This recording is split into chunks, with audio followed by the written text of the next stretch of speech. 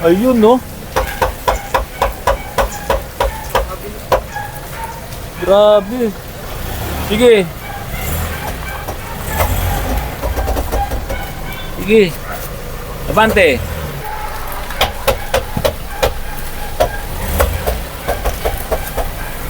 Ano kaya yung... Kailangan makalas ko talaga. Kasi pag yung nakapuwersa siya ng liko, doon umiingay. Doon nga po. Ang problema nung maingay na yon, posible yung kanyang pinaka-transfer case, yung case niya, doon sa 4x4. Kasi ito, naka-full time to. Nakaliko siya, hindi pag pinapakan mo yung silinyador, hindi siya Pag binitawan. Hindi, pag binitawan. kasi kumokontra yun eh. Jomel po. Jomel, Roque. Roque. Hindi ba taga Bulacan din yung mga Roque? Yun nga raw po, mas maraming... May Mayor Roque dyan sa mas Bulacan. maraming nga raw pong Roque sa Bulacan. Kaya lang hindi nasabi sa akin ng father ko kung saan siya talaga nanggaling yung ama niya. Ayun, hindi ka naman kayo Dahil- ibang pamilya, hindi naman. Yun nga ho, yun nga ho, kumisa dahil nung nagtatrabaho sa NFA yun, kung saan ako didistino. Ayun. Kaya nung... Huwag ka baka magalit ni father mo. Wala na po, wala na siya. Baka makita ka ng ibang kapatid mo na hindi pa kayo nagkita. Hindi, biro lang Kaya po. binibiro namin nung araw, nung... Oo. na baka pag nag-con si Daddy Eka, may Ayun. umiiyak na pumunta dyan. Ayun, narinig nyo, Eka. Pero... Kilala nyo ba si Eka? Ting magsasalita yung taga Bulacan, saka taga Nueva Ecija, may Eka. Ano ba yung Eka? sabi. Wika yun. Wika nga nitong si, Jomel po. Jomel. Jomel. Wika ni Jomel. Ito, bago sila umuwi. Kasi ito namang Navara na dinala dito, D40, ang papalitan talaga itong cover. Ayan. So, singaw na doon sa injector 3 and 4. Kaya yung langis, lumalabas dito sa ibabaw. Kaya talagang kailangan palitan yung cover. Ito po mga kapatid, hindi talaga ang papalitan mo lang yung oil seals. Talagang ito, pagka nasira yan, yung buong cover ang pinapalitan. Kaya nga sabi nung anak mo, sabi doon sa kasa doon sa inyo, pagtsagaan na lang daw muna kasi mahal daw yan. Mahal siguro sa kanila, sa kasa. Siguro po. Oo, kaya hindi pinapalitan. Pero ito, grabe na. Lilik na yung langis na yan. Napakadumi ng ibabaw. Kaya dapat talaga ito palitan na. Ngayon, uuwi na sana sila. Iiwan na yung RAV4 kasi dalawang sasakyan yung dala nila. Sabi ko, bago ka umuwi, i-check up ko na muna to. Yung mga kadalasang nangyayari dito tapos napapagastos kayo ng malaki. Alam nyo, may mga pumupunta dati noon dito sa akin, itong mga group na to, sa group na to, yung D40, no? Nissan D40, kasi kaibigan ko yung vice president niyan eh. Si pangalan? Francis. Si Sir Architect Francis, no? Si Architect Francis. Kaya maraming pumupunta dati dito, low power, yung mga D40 nila. Tapos pagdating dito sa akin, talaga ipinapakita ko sa kanila kung bakit naglo-low power kasi itong hose na to, napuputol to mga kapatid. Ayan, tulad nito, may ano na yan, no? Nakikita nyo yun, no? Pag ginaganyan ko, putol na. Pinutol ko na. Tawa siya, madadagdagan ka ngayon ng babayaran sa akin. Pinutol ko na, mga kapatid, So ito, pag naputol ito, mawawalan ngayon ng function itong diaphragm na to. Ayan. Kasi doon papunta yan. Yung hangin na yan, vacuum yan. Wala nga yung hihigop nitong diaphragm na to para gumana yung turbo mo. So pag nasira yung pag naputol yun, hindi gagana turbo mo. Low power ka. Tingnan mo, hinila ko lang konti, naputol na.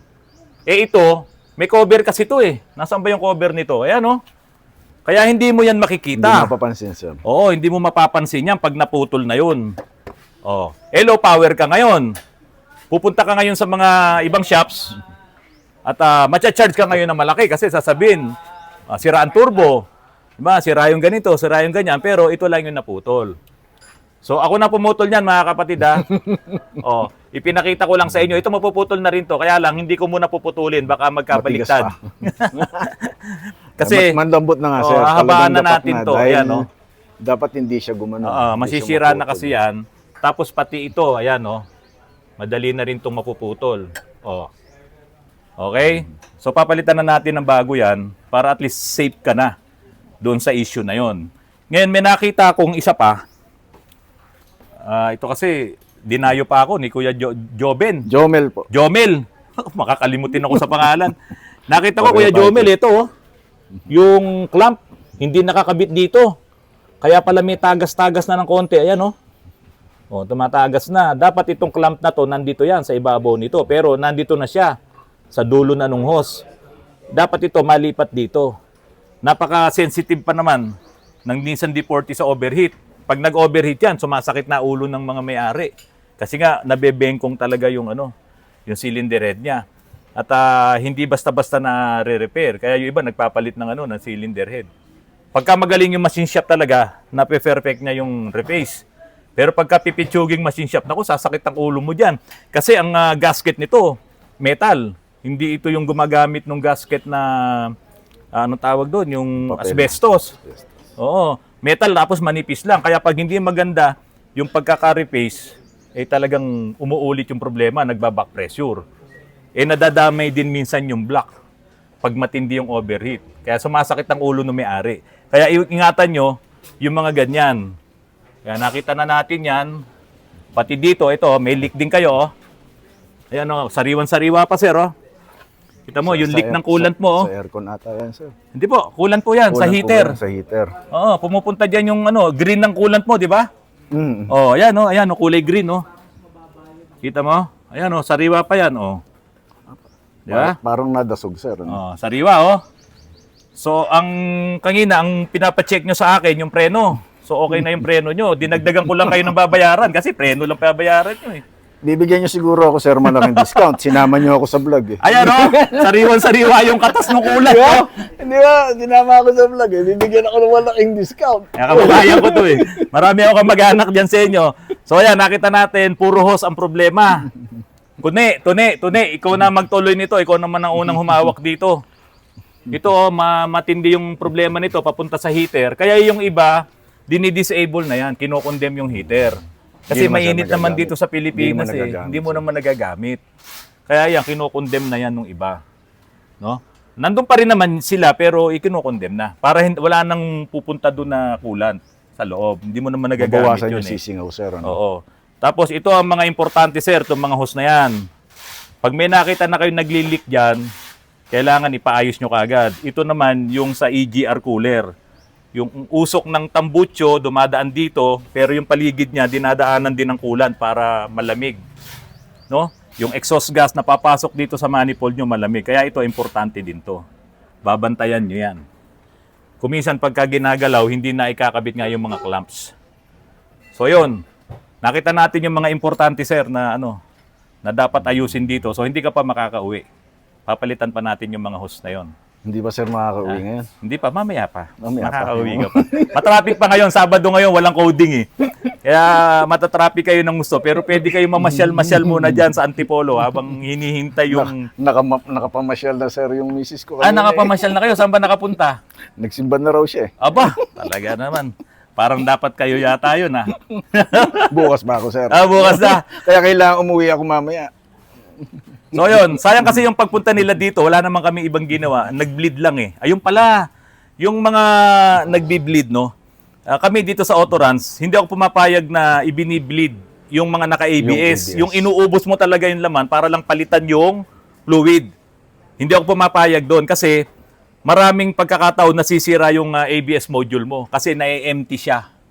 Hindi naman na i-bleed ng maayos lahat ng gulong. Kaya pag apak mo sa preno, ano nangyari? Lumulusot. Na-experience mo ba yun? Ayoko na, sir, itodo. At baka lumusot ng tuluyan, mawalan pa ako ng preno. Pumunta ka pa sa Baguio. Hindi ko nga, sir, alam na ganun. Bakit hindi mo alam? Siya unang gumamit, Hindi matatapos. sinabi. Na-experience mo na rin, sabi mo, di ba? Na-experience pala niya. Yung medyo... Kumakagat naman, sir. Kaya lang, yun talagang pag... Oo. Parang lumalalim. Pero sa highway yun, sa patag yun. Sa patag, sir, walang problema. Si daddy mo nagpunta ng Baguio. Sila, sir, nagpunta, sir, sila ng Dinggalan. Nagsisisihan yung magawa. Nagdinggalan sila. Abay, sabi ko, Dinggalan. Ako, puro bundok din dyan. Yun nga, sir. Oo. Sabi ko, hindi mo ako... Kaya yun. Nung pumunta pa ako kayo ng Dinggalan, kumuha yun. Iwasan nyo. Nakalimutan daw niya, sir. Mga kapatid, iwasan nyo na para lang masabi nyo, napalitan nyo yung fluid, brake fluid, ipapadrain nyo itong laman nitong canister na to at mauubusan ng fluid itong module, nagkakaroon ng ng bula, nagkakaroon ng hangin. Kaya kung hindi naman maibibleed ng maayos, diyan nagsisimula yung masisira yung module mo o kaya pag-apak mo sa preno, wala. Kailangan binobomba mo pa. minsan pag binobomba mo, masisira yung plunger doon sa ABS. Kasi nga, bomba ka ng bomba. Bleed ka ng bleed, pero hindi naman dapat. Meron pong tamang pagbi-bleed po, nasa scanner yon. No? Yung mismong scanner ang magbi-bleed bawat preno, bawat gulong.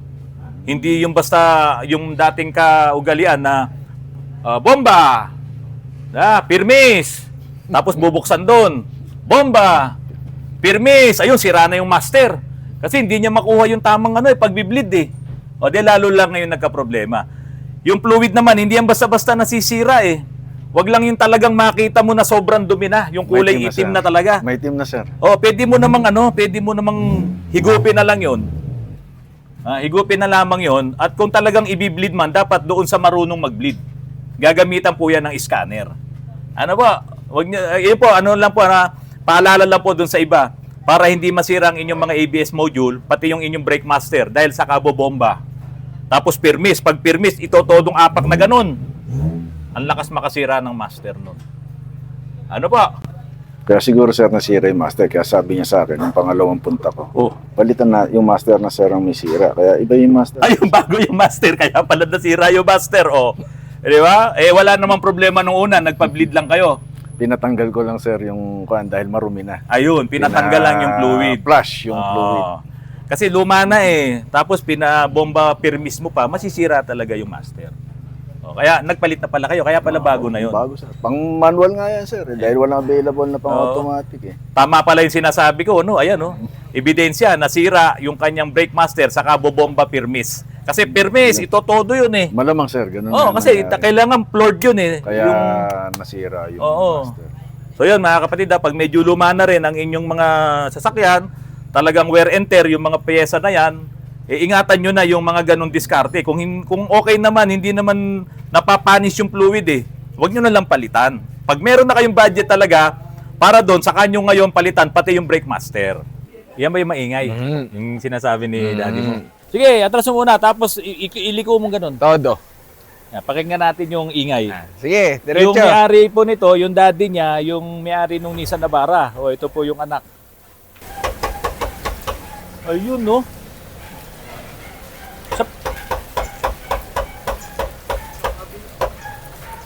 Grabe. Sige. Sige. Abante. Bante. Liko mo todo, sige.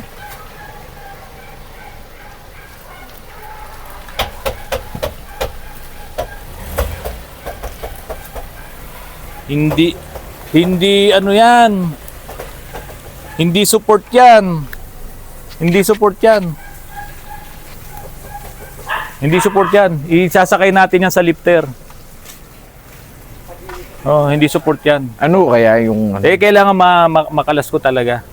Kasi pag yung nakapuwersa siya ng liko, doon umiingay. Doon nga po. Oo. Madaling hanapin yan. Pero, ito muna ang ipapakita ko sa inyo. Buksan mo nga itong hood. Kasi pag Toyota at luma, nako, hindi rin sa amin nagsimula. ala, pag Toyota at luma, ito ipapakita namin sa inyo. Pakipatay mo na makina to at halika rito. Oh, may makina nga ako nito nandun yun, nasa sulok oh. Sige to meron kayang sludge to? Meron, sir. Meron. Naku, Toyota kasi Ano yung kunin natin? Yun nandito sa oil cap. Ayan oh. Ito, tingnan nyo yung mga dumi na yan. Ganito rin yung nakuha namin dito. Dito sa Privia. Pero tapos na to, no? Opo. Paandarin mo nga. Parinig nga natin sa kanila yung andar niyan. Dito kasi may harang to oh. Kaya hindi natin makita. Pero may harang. Pero kita naman yung sludge dito. Ayan oh. Oo. Oo. Ngayon, iiwan naman sa amin to. Bubuksan ko na rin to, yung ibabaw. Para lang makita natin. Kung hindi naman grabe yung sludge, edi wag natin galawin. Sir, bumibilis No? ang tibok ng puso ko. Bumibilis ang tibok ng puso. Biro nyo, narinig nyo yung napakaingay, ibang klase. Tok, tok, tok, tok, parang katok. Pero pag hindi mo naman ipaayos yung sludge, kakatok din. Yung makina naman. Yung makina naman, ito okay na, maandar na. Oh. Tignan nyo. Toyota rin po ito. Ito po yung punong-puno ng sluds na ipinakita po namin sa inyo. O tignan nyo naman andar, napaka-pinong-pino po. Maandar na po yan, oh. Yung mga hose, no, namamaga, oh. Tignan mo yan, pati dito, may tagas na rin. Eh, sabi mo nga rin, kapag hindi ka naka-aircon, ay nag-overheat, Opo, medyo tumataas tumataas. pag nasa traffic. Sakit yan ng mga RAV4. Matagal bago mag-trigger yung kanyang thermo Oh, switch. parang napansin ko nga po Oo. matagal. Kaya i-check lang natin kung ito may thermostat valve. Kasi sabi nyo naman, kapag ka malamig, malayo na yung narating nyo, ayaw pang tumaas yung ano. Opo, pag yung dire-diretso po siya yung takbo Oo. niya na rekta, Yun. hindi siya tumataas Hindi agad. tumataas. Sakit naman yun. Nung dating may-ari, tinanggal niya yung thermostat para hindi mo mapansin yung problema. Kasi nabili naman nila to eh.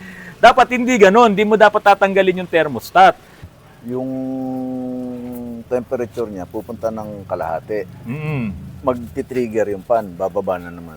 Oo. Hindi normal yun. Hindi naman bababa ng todo, sir. Bababa na uli siya. Ganon. Hindi normal yun. Kasi kahit tignan nyo, yung sa Nissan Navara nyo, mainit o malamig, nasa isang posisyon lang. sir. Di ba? Oo, Kaya, oo. kaya rin ako kami nagtatanong. Kaya ka rin kami Hindi rin nagtataka. normal yan. Oo. Ganon nga din po yung sinasabi ko. Oo. Dahil walang thermostat valve yan. Kaya bumababa ng gano'n. Oo, kaya bumaba ng ganon. Tapos, naka-aircon kayo or kung bumabiyahe kayo na mabilis, bababa talaga yon. Pero pag na-traffic kayo, tataas na naman yun. Pero pag umandar, sir, yung pan, bababa siyang gano'n. Oo. Trabaho ng thermostat valve yun, na i-maintain niya yung init Yung lang. init, oo. Kaya yung thermostat valve, pag tinignan nyo, pag bumili kayo, may nakalagay doon kung ilang degrees yun. Kung 75 degrees Celsius, 80 degrees Celsius, or 85 degrees Celsius, doon siya nag-open close. O kaso walang thermostat valve. Kung meron man yan, baka stock up. Kaya nga. O yun, naka-stock open siya. Kasi pag naka-stock close yan, mag-overheat O naman hindi kayo. siya nagsasarado ng tuloy-tuloy. Yun. Kasi So, nung misa nung binabato, pinasilip namin yung thermostat. Mm. Meron naman daw. baka stock Baka open. may singaw na. Ganun. Stock open. Oo. Oo, kaya ganun. So, i-check din natin yun. So, talagang medyo kakabahan ka pala ng konti dito. Kasi dami na nating i-check eh. Radiator pa lang. Tapos sluds. Takpan ko na nga ito. Toyota eh. Di ba? Tapos, ang pinaka-main, yung maingay. Tapos, sira ang aircon compressor. Talagang kakabahan ka. Pag sira ang aircon Kaya nga, sir, compressor. pinanong ko sa inyo kanina. Oo. Kung mga gaano yung aabutin doon. I call you on the telephone kasi kailangan ko pa ibaba. Kailangan ko pang ibaba yung compressor mo. Check natin yung kung magkano ang pyesa niyan. Sa pagkakaalam ko, ang problema nung maingay na yon, posible yung kanyang pinaka transfer case, yung case niya doon sa 4x4 kasi ito naka full time to. Tulad nung sinabi mo, ginawa sa probinsya, tinanggal yung propeller sa likod. Nandun pa rin yung ingay. Kasi hindi talaga mawawala yun dahil ito naka full time, all-wheel drive to. Kahit tanggalin mo yon, gagana pa rin yung kanyang pagiging full time. Hindi katulad ng mga lumang mga 4x4 na merong selection ng 2 low, 2 high, 4 high, 4 low. Iyon, pag talagang inilagay mo sa 2 low lang, hindi kasama yung harap, likod lang. Pag nilagay mo sa 2 high, hindi kasama yung harap, likod lang. Kasi meron talagang selector. Ito wala, all-wheel drive to. Kaya malamang, yun ngayon yung naririnig natin. Kasi ang mga 4x4, pag nilagay mo yan sa 4x4, pag niliko mo yung manibela, hirap yan eh. Hirap yan. Yung may mga 4x4 dyan, mga lumang Pajero, mga lumang mga 4x4, hirap yan na umabante. Kaya minsan sa mga trail, kailangan talaga malaki makina mo kasi pag umiskid yung isang gulong, nagbabago yung synchronization ng apat, nahihirapan. Ang gustong mga ganyan, puro palaging diretso. Pero pag lumiliko yan, doon sila nagkakaproblema. Doon nahihirapan yung makina. Kaya siguro kunwari, nakaliko siya, hindi pag tinapakan mo yung silinyador, hindi siya Pag aaban. binitawan. Hindi, pag binitawan. kasi kumokontra yun eh.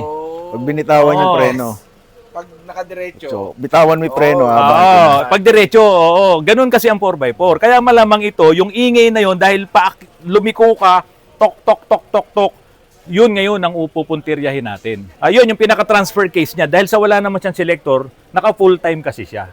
Ibablog ko po yan, papakita ko po sa inyo kung tama ang aking expectation sa problema nito. Mga taga Nueva Ecija, talagang purong Tagalog. Ako naman Bulacan. Mag-iingat po kayo sa pag-uwi, Kuya Jomel. Huwag nyo masadong Salamat isipin po. yung gastos nito. Pag nasa bahay na kayo, doon na kayo mag-isip. Baka mamaya madisgrasya kayo. Yun mga kapatid, maraming salamat sa panunod nyo po ng Autorans. Magandang hapon po sa inyong lahat.